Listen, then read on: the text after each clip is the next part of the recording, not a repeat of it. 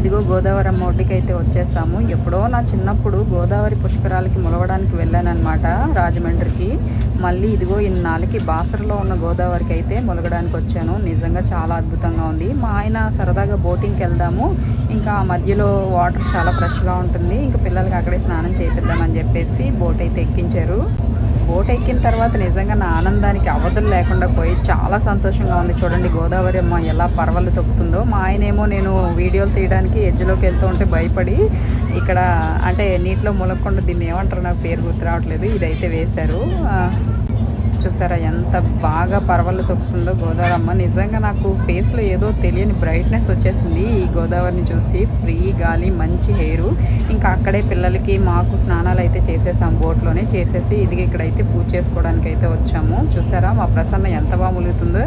అందరం బొట్లు అయితే పెట్టించుకున్నాం. ఓకే, మరి నెక్స్ట్ వీడియో అయితే ఫాలో అవ్వండి.